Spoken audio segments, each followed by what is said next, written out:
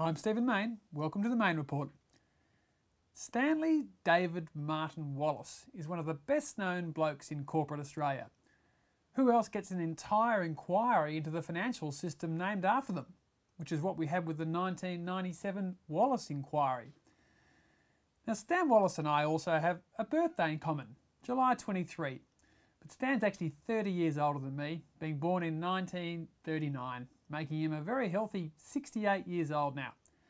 Now we don't exactly have shared birthday parties, but I was hoping to catch up with Stan today for a chat at the annual meeting of the Australian Foundation Investment Company, a $5.8 billion powerhouse. Now Stan's been on the AFIC board for 19 years, and just like John Howard, he was going round for another lap, seeking a 3-year extension of his term. But there's just one problem with this. Stan's record. It's woeful. Now he did okay as the Managing Director of AMP for 20 years until 1996, but then his performance went all pear-shaped courtesy of AMP and Coles Myer.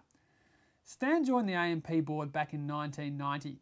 He drove the demutualisation process.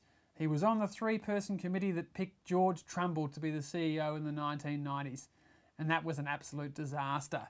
Stan then took over as chairman, appointed Paul Batchelor as CEO, and that was an even bigger disaster.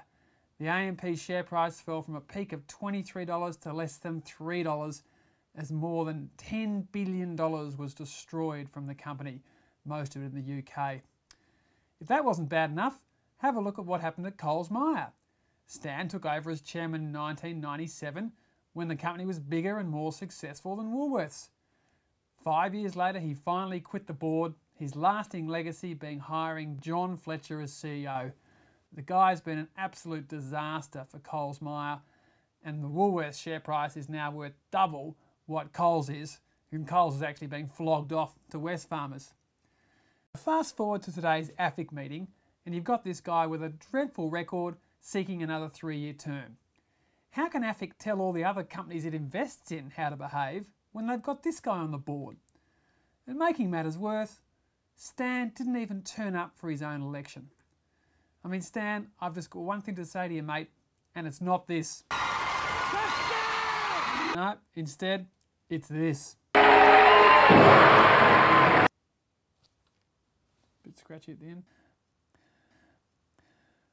I'm Stephen Mayne. Just keep doing your best.